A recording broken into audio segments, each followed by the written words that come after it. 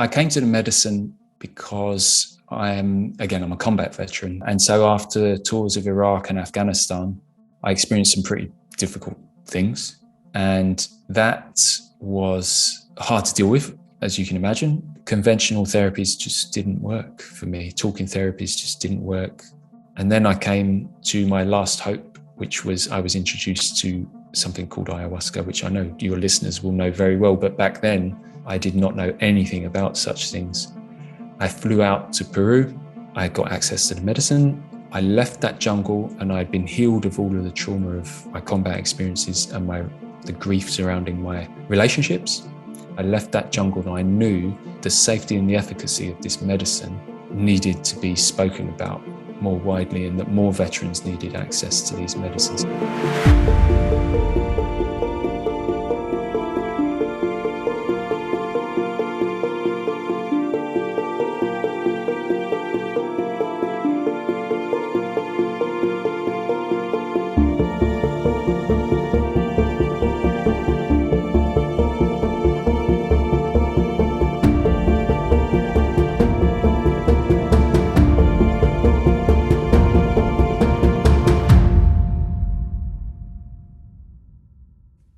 Hi everyone, welcome to another episode of the Psychedelic Conversations podcast. Today with me I have a very special guest, Keith Abraham.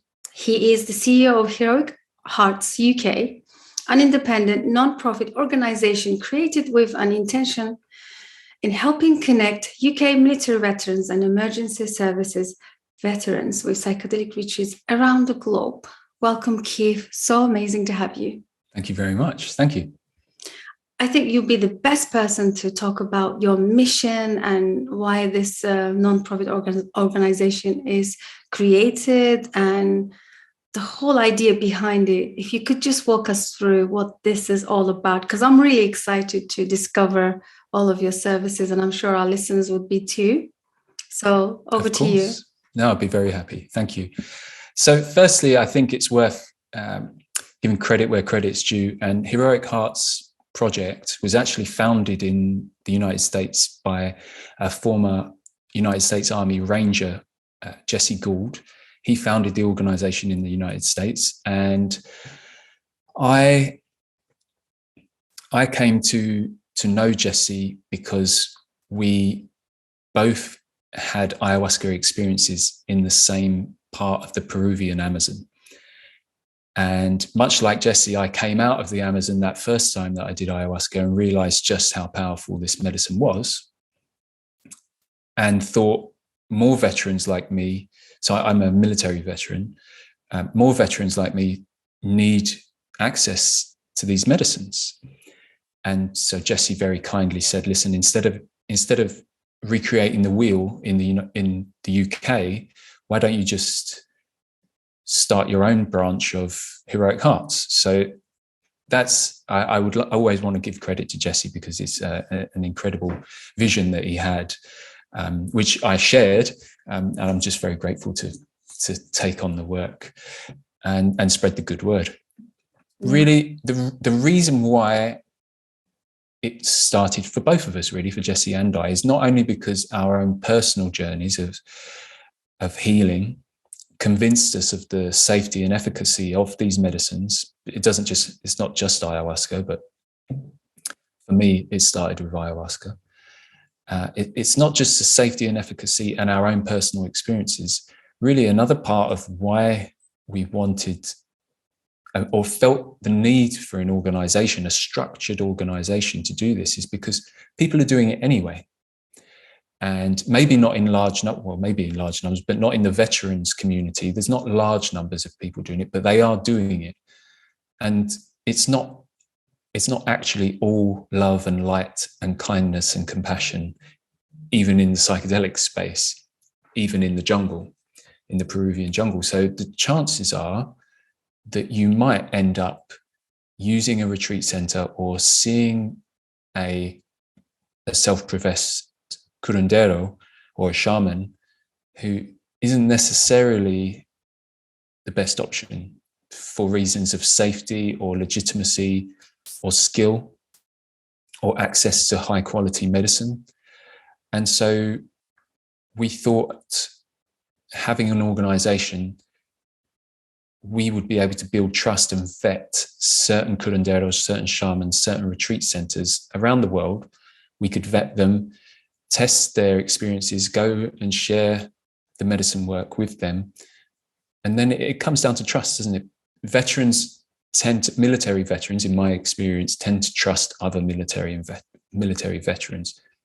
So then if we've got an organization for veterans that is saying, listen, we trust these people to do the work safely and effectively, then that there's a corridor for people to follow. And it comes down to trust in us, but trust in the people that are actually facilitating and hosting these retreats, because Heroic Hearts don't facilitate or host any retreats. We just connect people in need to the places where they can get access to healing, potentially, most likely. There's so many threads. I would like to open some windows around here. Thank you for sharing that. Being an organization that can vet and also make sure that you are connecting right people with the right person that needs this treatment. That's really valuable. Thank you for sharing that. Yeah. And I seem to be, especially in our late episodes, this keeps coming back and back again, Keith, again and again, that we are finding value in talking about the dark side of psychedelic facilitation, not so much the psychedelic medicines themselves, but somehow because we need other people to facilitate these medicines, they're powerful. And as you said, if the person is not really, have done their own work or somehow serving, higher, ego tendencies or however, this could be quite dark. So we've been talking about this a lot. I think this is a really important subject to bring to our listeners' attention, whether, even the veterans could be listening to this. And it's very important to speak to about finding the right places and you guys doing this. And how challenging is this for you? Because, what are the systems in place to understand or vet who are those retreats and who can be, because, again, the conversation around who is the right person to serve this medicine. So how do you guys do this? Well, really, again, credit goes to Jesse and his team in the United States, because they'd already vetted a couple of places that are trustworthy, and that we've since used a retreat center in Peru that was actually run by a British guy, now a friend of mine, who's just since sold the retreat center, but he's been living and working in that jungle and built his own retreat center for the last 18 years. He's now left the jungle, but up until 2 months ago, he was there. He's been there for 18 months with his wife, built an incredible center. And for at least 5 years of those 18 years, he's been working very, very often with military veterans. And so he and his team are now so well versed in what it takes to work with military veterans, because it's a very particular subgroup of society. It's very particular. And going back to facilitators, actually, if you've got a lot of large men who are military trained men, that can be quite intimidating if you've got a female facilitator, for instance. And I've come across a few that have asked for support if they were going to be employed in their role as facilitator, which I totally understand that. And I think it's probably required, not because of any malicious behavior, but just the pure physicality of, if someone is up and moving about and is requiring attention, one that isn't necessarily on the curandero or shaman themselves anyway, but for the people that are supporting him or her. But some of these guys are big men, and again, not saying that it's malicious behavior, but they're just the pure physicality of it requires an appropriate person, and that normally requires another large man or someone that's at least capable of that level of physicality. So that's what we see with us working with veterans. So I think that's something that needs to be taken into account when we look at facilitators and their support team as well. But beyond that, yeah, you touched on it before, if it's coming from a place of ego, or if the numbers are too high. I'm not a big believer in some of the numbers I've heard of some retreats. They're shocking numbers. The size of the ceremonies, incredible numbers, and I just can't see how that is of any benefit to anyone. So we keep our group numbers small, and therefore we work with centres and hosts that also enjoy working with small groups. So that's our limited experience, yeah. But with regards to vetting these other groups, Jesse and his team have very kindly done a lot of that work for us.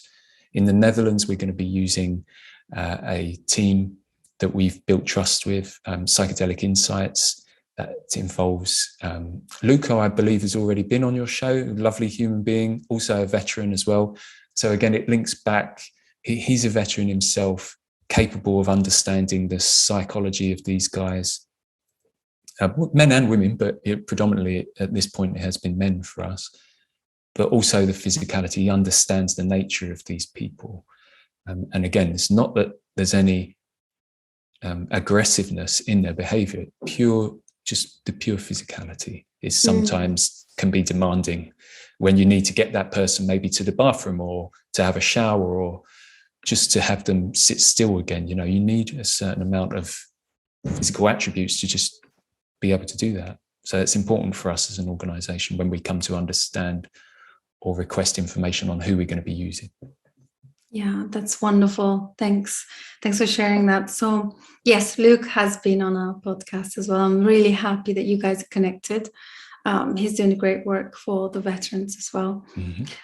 The physicality part, I like that you brought or put some spotlight on this particular part, because coming from a somatic therapy background myself, I really understand what happens when we are primarily activated physically, whether it's a big, large man or small women. I've seen tiniest women becoming a really strong force of power during those primal activations. So I really understand it. But to put it in general terms, I think it's a great idea to focus on having that physicality in forefront of these facilities and facilitation during these medicines.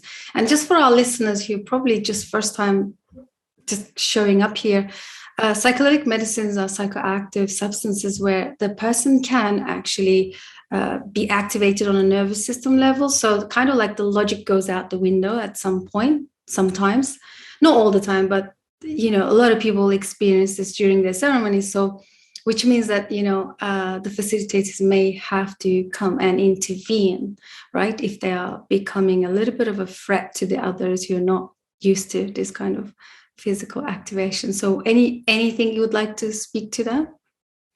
No, I think you're right. It's probably more common that it would just be, they might just need help going to the toilet or to the bathroom, or if they need to get in the shower or something, just to, it's less about, you're absolutely right. What you were saying, you're absolutely right. I would just, in my limited experience, I feel like it's more common just trying to get someone to move if they need to go to the bathroom or something like that. That in itself, trying to manhandle someone and support someone, that in itself can be a challenge for the facilitator.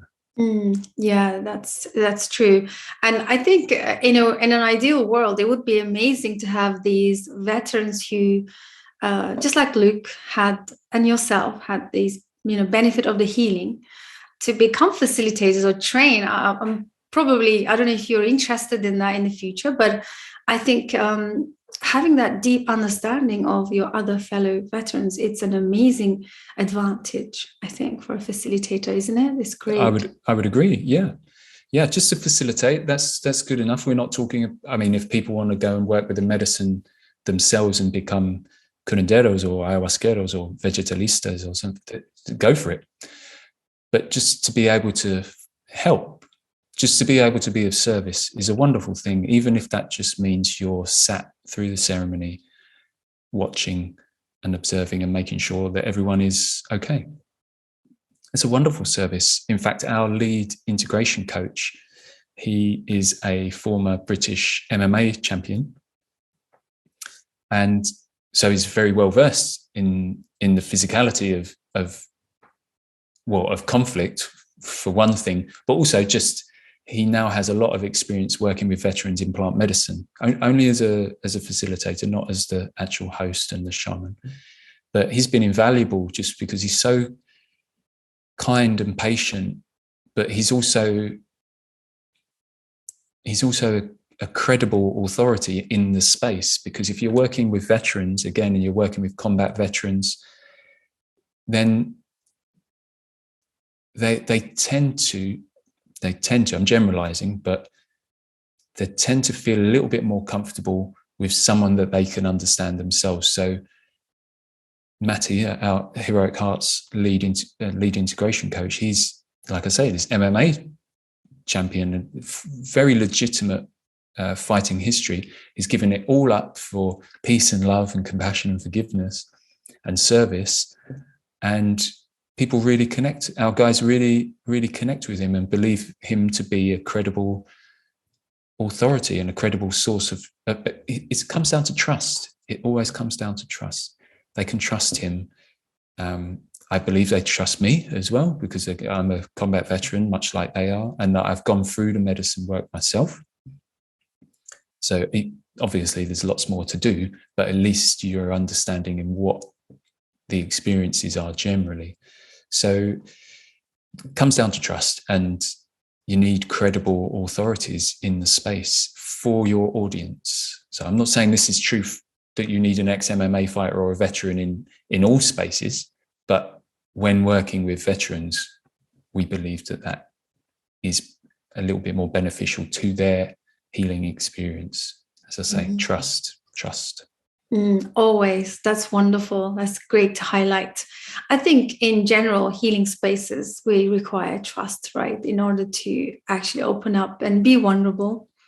Yeah. And I love the aspect of having someone there who's just a few steps ahead, even if it's the integration staff or a facilitator who's been in the journey, maybe a few steps ahead of the person that's just joining this path and going through this experience. Yeah, that's wonderful. Yeah. Well, Matty is also, so while he's lead integration coach, actually he helps with the preparation, but then he's also on the retreat with them. So there's a full continuity of a relationship. So again, a large amount of trust and credibility is built up there, because he helps the guys prepare, joins them in the Maloka, and then helps integrate them afterwards. So it's a wonderful way of working that way. Yeah. And it becomes friendship more than professional, which is in addition to professional, I should say. So it's great. We love working this way. We love working with Matty.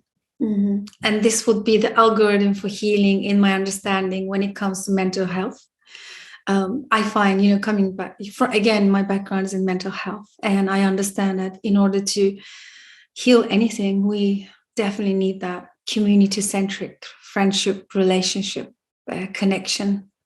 I would agree. Yes, support network, friends and family, and stability. Yes, to be honest, that's also part of our own vetting process for our participants. Is that, do you already have that to some degree? You can always have more, obviously. Yeah. But do you already have it? And if you don't, actually, that's quite a red flag for us. If you don't have a stable home life, if you don't have your own space, if you don't have the support of a partner or parents or friends, we feel less inclined to accept candidates who don't meet those requirements, because ultimately we can't be with them physically all the time after the ceremonies. Once we come back to the UK, they're off into the wild, into their old environments. Yeah. And so if they don't have friends and family to support them in addition to our integration coaching, then that is running a risk, and we have a real duty of care to these people. And so we need them to really have that in place first. Yeah, wow, that's so powerful. Thanks for sharing that, because I did a lot of work with a native Peruvian curanderita, and she always says, like, be careful when you crack open people. There is a massive responsibility, meaning, this is metaphoric way of saying that once somebody starts a psychedelic medicine journey, I believe they're going to need a long-term plan in place, and community and support, and a support in their own home. And I understand what you're saying, because I think a lot of the negative news or the negative sharings on social media is around people going into these experiences and then coming back to their own reality, only to go even more into depression than anything healing. I really understand that. I think, is this because is this because right now you can only do so much, because of, we need to also think of the legal landscape here. And I know UK and US and many countries are doing great, taking big leaps into the legal system and bringing these medicines to everybody, but it's going to take a while, I believe. And would you consider the community-centric or the community aspect of maybe developing something along the lines for the future? Of course, that's already on our path. Mm-hmm. I would counter what you just said there, though, is that in the UK there is not large steps being made towards rescheduling or decriminalizing or legalizing any of these substances. There are not big steps being made. It is very frustrating work being done by some of our collaborative partners and ourselves. We have a small role to play. Please speak to that a little bit more, because I was hearing that there may be a possibility of rescheduling psilocybin somehow, because I'm aware of an MP doing some Crispin Blunt, right? Campaigns. Yeah, he's one of our trustees. Yes. Mm-hmm. So psilocybin access rights is being led by that it's a new campaign that is just underway, just in its infancy at the moment. I can't really speak too much to that at the moment, even though we are partnering in that campaign. But Crispin Blunt has been working tirelessly for I don't know how long, for the rescheduling of these substances. And he and his team, the Conservative Drug Policy Reform Group, have been doing a lot of great work. And, it's not when I say it's the Conservative Drug Policy Reform Group, it's not that anyone associated with it has to be a conservative. It's nothing like that. It's just the title of the organization. They just want to get these substances rescheduled so that more research can be done easier and cheaper here in the UK, which we fully support that. And like I say, they are valuable collaborative partners as ours. Crispin is one of our trustees, so we're big supporters of their work. Also, other partners of ours at Drug Science, Professor Dave Nutt and his team, they're also, and Ben Sessa and the likes, they're also working tirelessly to try and provide the government with the necessary data to say, look, there's enough data here that warrants more research being done. But I hope they won't mind me saying this, but it seems like they're banging their head against a wall, and that the government and the advisors to the cabinet and the cabinet office themselves are not listening. And so we believe that maybe it's time for another approach, because the government in this country are just not listening to what is being said, both from scientists, from other politicians, from advocacy groups like ours, from a whole range of people, including the guys at LEAP, which they work with police veterans, and an incredible human being called Neil Woods also campaigns for a change in the UK drug policy law. Who, again, an incredible human being, Neil Woods. I'm a big fan of his personally as well. So everyone's doing all of this incredible work, and no one seems to be listening to the points that are being made by very, very well informed, certainly more informed people than me. And they're not being listened to, and it's pretty frustrating in this country. Yeah. So a change is coming. That's really sad to hear, because I have a lot of affiliation with people in the US, and Is it safe to say they are making bigger leaps than the UK? Oh yeah, that's safe to say. Yeah, and Canada as well. Yeah, definitely. Yeah. And I was thinking, we have an amazing group of people, scientists, neuroscientists here in the UK. And I actually read an article, it was a US article, that UK is possibly could be the hub for the most incredible breakthrough research and scientific researches on psychedelic medicines. Yeah. Which is sadly, there's such conflict here, like being the hub of the world and then not making big leaps is really sad. I agree. Well, sad, frustrating is frustrating, but this is inevitable. I said that very confidently. I might be wrong. I feel confident that this rescheduling and in some way legalization for therapeutic uses, I feel like it's inevitable. Certainly MDMA, I mean, that's almost guaranteed now. And psilocybin will follow shortly after. I strongly believe that. Mm-hmm. But it feels like we're just waiting for the Americans and the Canadians to do all the work for us. Whereas you're absolutely right. The centers, the institutions, and the work being done here is genuinely world leading. But they come up against a roadblock when it comes to UK drug policy, which just keeps them on a leash. And it's very frustrating and bizarre. It's just a bizarre decision that is not informed by any science or any data. It's just old stigma. And it's very frustrating. But times are changing. So it's just, I'd rather it all happen sooner rather than later. But it seems like this government wants it to happen later rather than sooner. Yeah, I like the insights that you're sharing. Thank you so much for that. And, the sooner we have these rescheduled, that means sooner we can build these communities around these substances so that people can, instead of doing this secretly out in the jungle somewhere and not having the, community to come back to, because there are not many brave people like yourself or the Neil, you said his name about, right? Woods, right. There's not many people out there who willingly put themselves out there to pave the path. Well, that will grow. I think there are a lot of people, but they're not able to say it out. Like you're right. You're right. You're right. But in time, that's why we exist, because we're creating we're trying to build this community now. So the people that come and experience the medicine through our connection, they become ambassadors and they provide testimony. That it's very hard to deny. It's all well and good me turning up on podcasts and talking to people and telling my story all over and over, and people get bored of hearing my voice.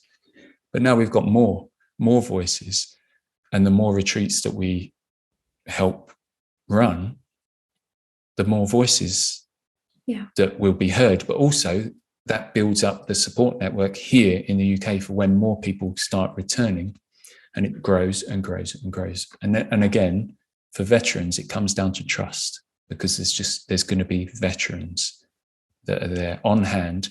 Perhaps physically, that's our vision, is that we'd create a nationwide network of people that would be able to use our app, which hasn't been developed yet, but they can say, well, I live in Manchester and I'm available for support post-retreat, for instance, just as an example. And then a participant can search the UK for where he lives and says, oh, I live in Manchester. Oh, there's another former Heroic Hearts participant in my local area. They can connect together physically in person. And then, it's a beautiful thing. In addition to integration coaching, it's a beautiful thing. And that's what we foresee and hope we can build. So, that's wonderful. And I was just going to transition into your future projects, and you just mentioned it to us.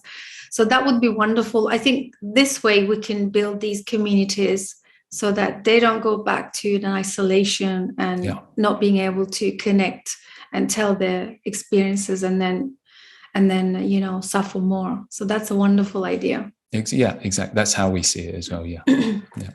So did you guys start the project already, or when can we expect this to come alive? Well, there's a little time required yet, because we're still integrating the guys from their most recent retreat.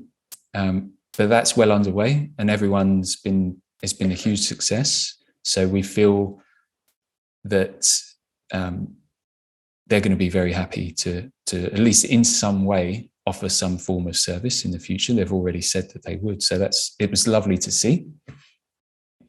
But it does take some organizing.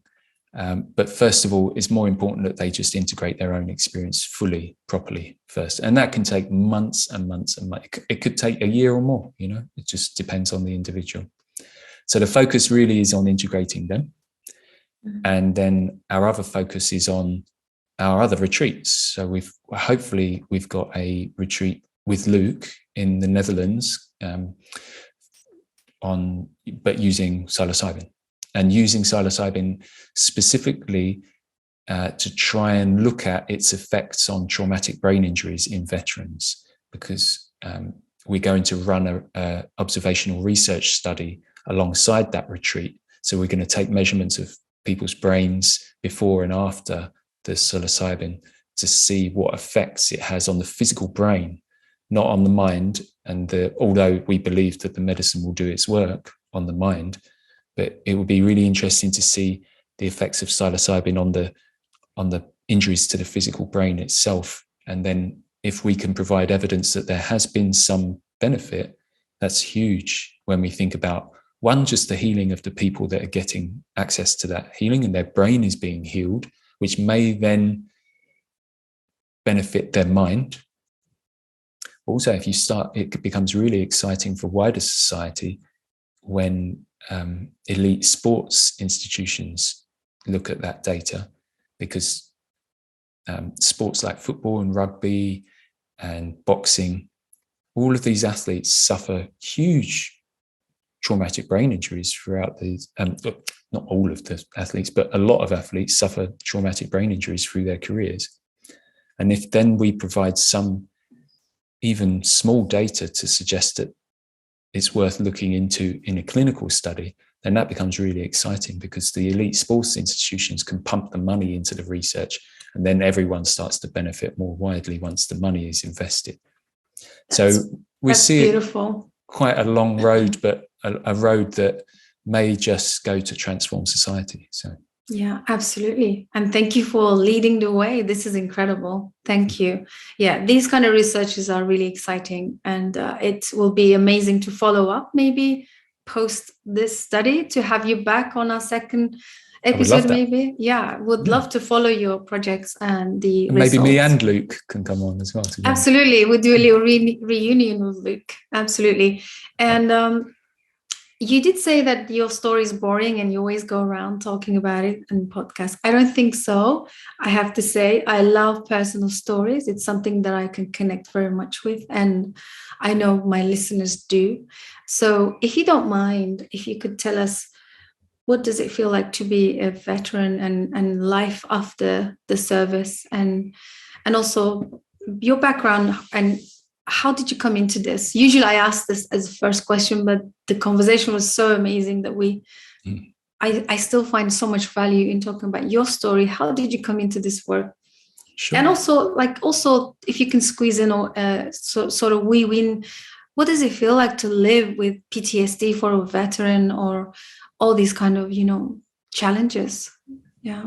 That can change from person to person, obviously, but really, I came to the medicine because I'm a combat veteran. So I was a member of the Parachute Regiment, which is a combat only.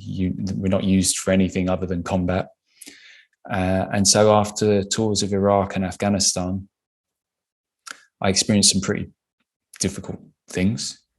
And that was hard to deal with, as you can imagine, without going into too much detail. It doesn't only end at the combat experiences, and it doesn't not that combat experiences are any more significant than non-combat experiences. Everyone's trauma is equally valid. But what I found personally was that my experiences in Afghanistan, I struggled to deal with them, but it went beyond just me struggling to deal with it. It was actually the people around me and my relationship to them. They struggled, and then our relationships struggled, and relationships broke down when I kind of most needed them, really. So not only was I suffering when I got back from Afghanistan, but then my behavior was partially at fault for the breakdown in relationships that were important to me. So then I was grieving the breakdown of relationships in addition to the deaths of my friends and my own behaviors in Afghanistan. Guilt and the shame that I felt. So it was compounded, really. And that is really hard to deal with. And conventional therapies just didn't work for me. Talking therapies just didn't work. SSRIs, they made it worse. And so I tried a whole number of different forms of therapy. Some of them are valid. Some of them were not helpful. Some of them were detrimental. And then I came to my last hope, which was I was introduced to something called ayahuasca, which I know your listeners will know very well. But back then, I did not know anything about such things. But because it was recommended to me so strongly by people that I trust, I went immediately to the jungle. And I was very fortunate. I didn't do any research. I don't condone my own behavior, and I don't recommend my own behavior to other people, but I flew out to Peru. I was very fortunate to find some lovely, very kind people who took me deep into the jungle and helped me connect with a local shaman. I got access to the medicine. I left that jungle, and I'd been healed of all of the trauma of my combat experiences and the grief surrounding my relationships.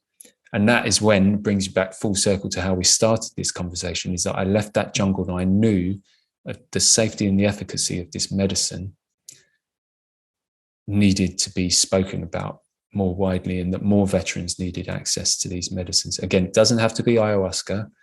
It can be psilocybin, MDMA. There are loads of other medicines in the jungles that are not psychedelics.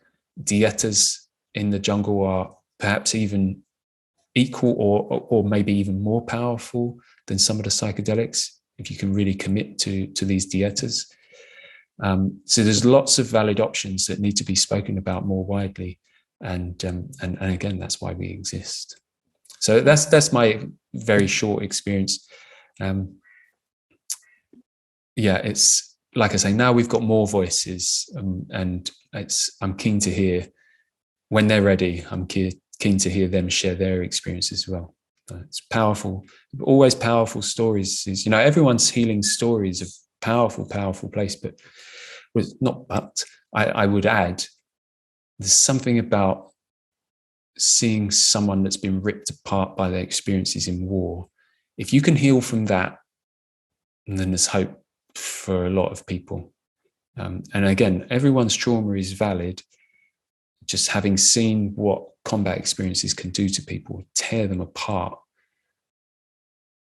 then the medicine brings them back together again. And you just think, well, this is just wonderful, wonderful work, really powerful stuff. So it's to see the look on their faces, the way that they change, how they are perceived by the rest of society, where sometimes they might look like this, really big, angry, tough men.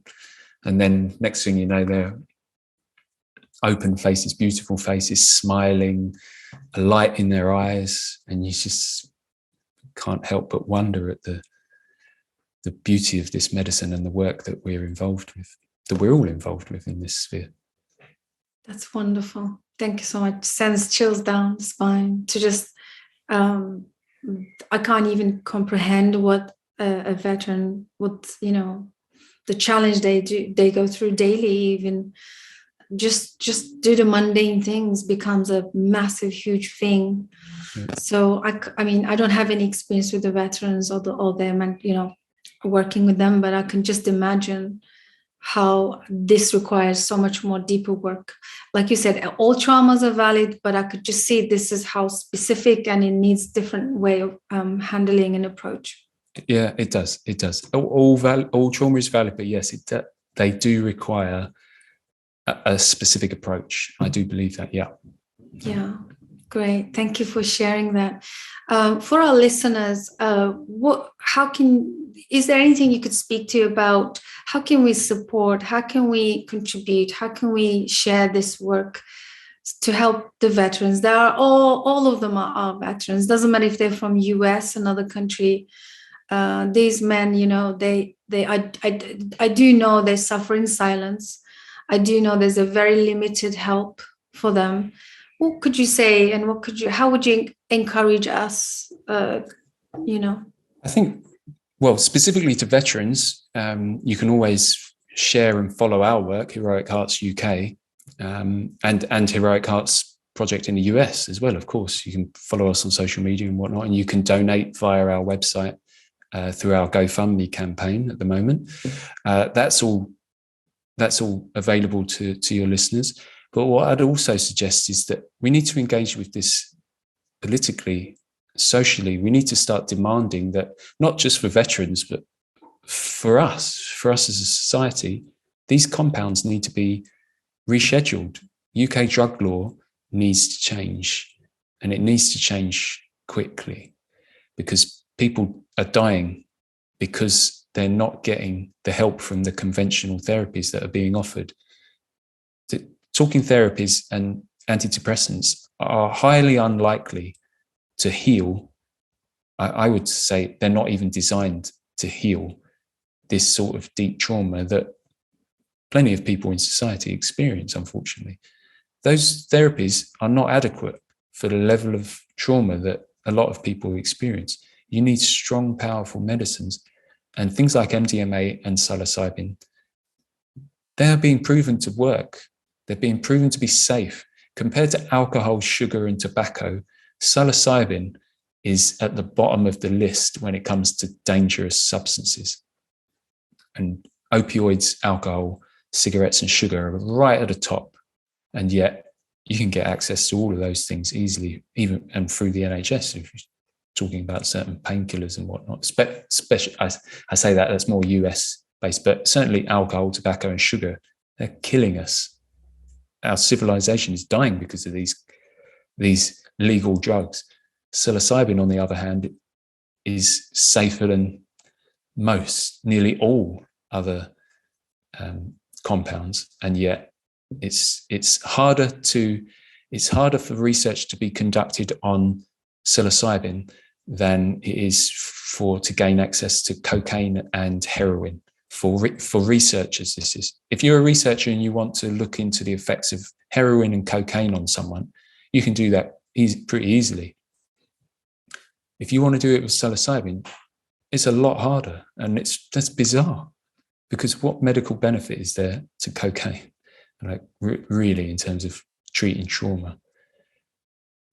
And alcohol, and the damage that alcohol does to families and to people, and the cost to the NHS, the cost to the police and councils across the world.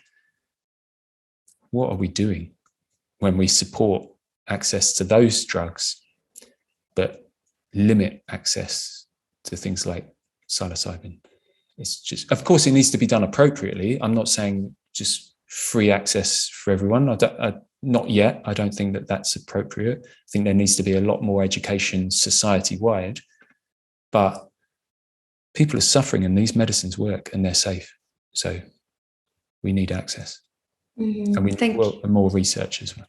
Yeah, thank you for speaking to that. Yeah, harm reduction is our number one priority here in Conversations. And like you said, because of the legal landscape, it's harder to have more research, so that it's taking longer to get the proper information and learning and education around these medicines, so that we can start doing the real work. Right now, we're still kind of tiptoeing around how to go about the legal system, which is really detrimental for the future.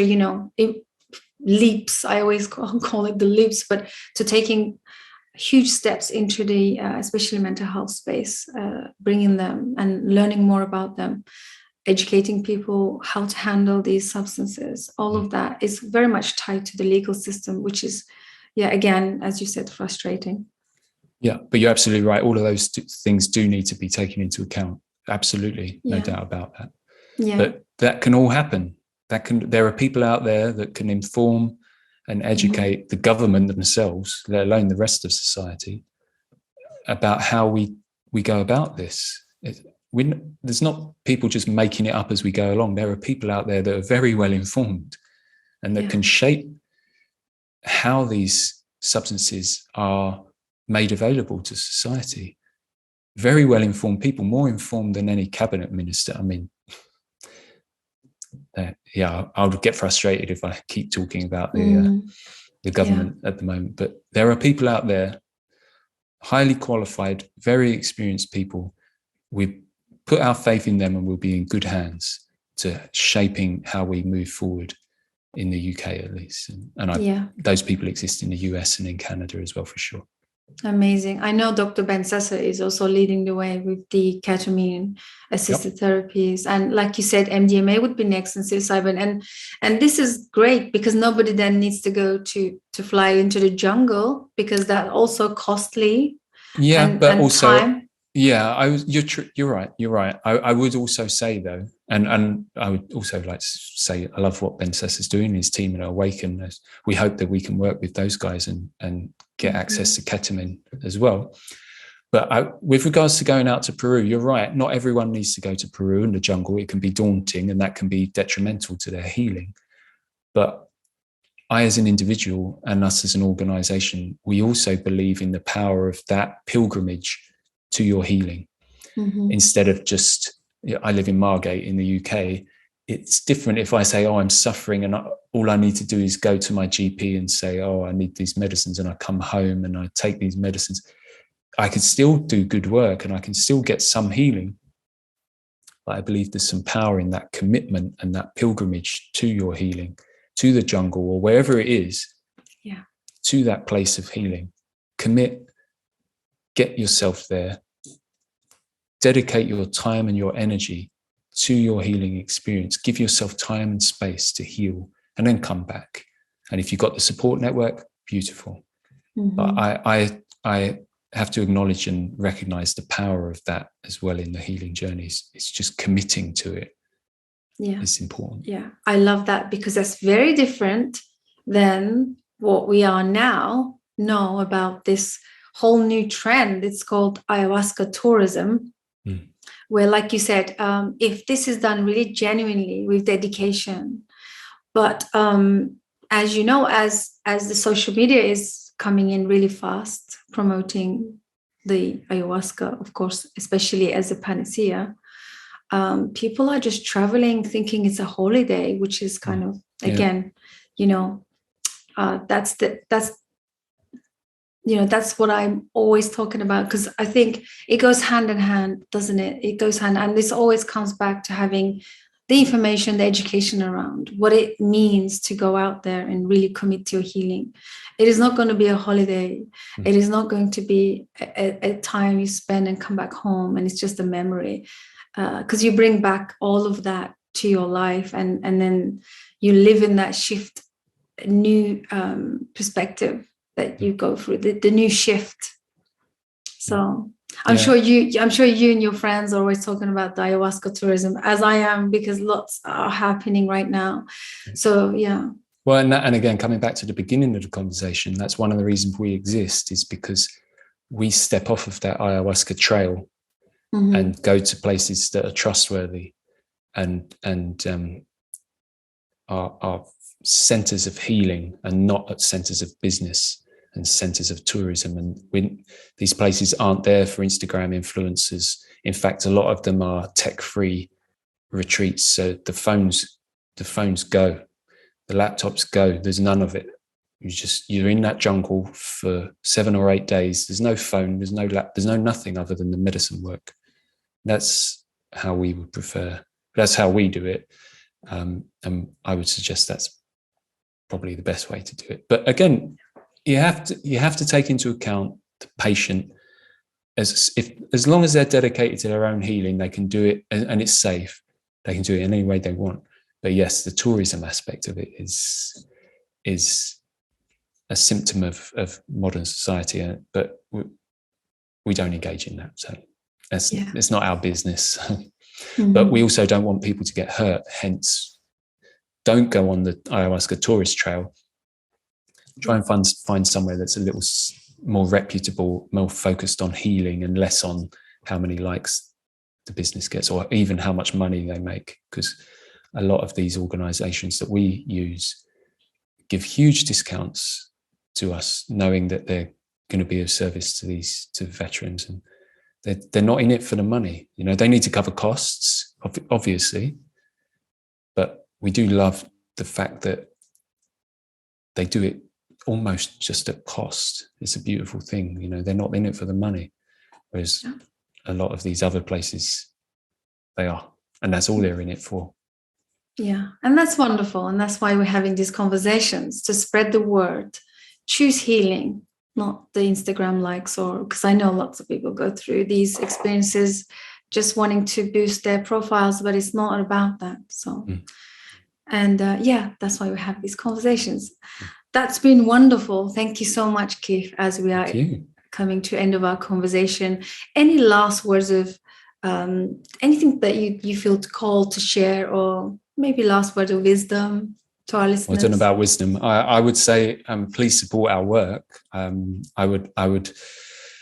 It all comes down to funding. How much work we can do comes down to funding, and we're sorely lacking in some funding. So if people can contribute in any small way, we would gladly accept it. Again, you can go through the website, heroicheartsuk.com. There's a page on there for donating. That would all be very gladly accepted and much appreciated, because then we can do more work and more people get healed. And no one in this organization takes any money out of the charity. I don't get paid. None of the team get paid. No one. We're all volunteers. All of the money goes towards the medicine work. So don't worry about donating your £50 or whatever. Don't think that goes to then pay my salary. There's no salaries. It's only the medicine work. So we would be very grateful for some funding help. I think that's all I've got to say.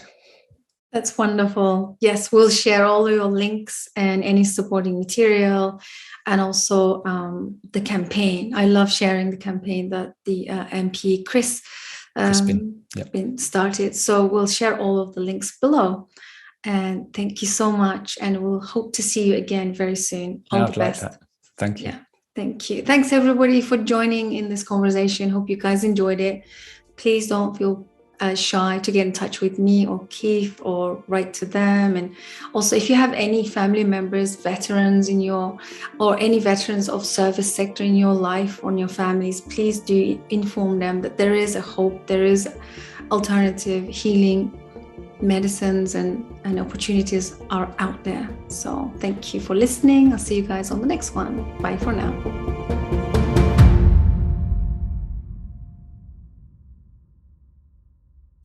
Thank you so much for joining us. Psychedelic Conversations podcast is designed to educate, inform, and expand awareness. For more information, please head over to psychedelicconversations.com.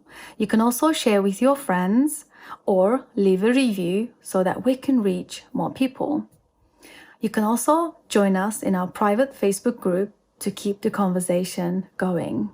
This show is for information purposes only, and it is not intended to provide mental health or medical advice. Thanks for listening.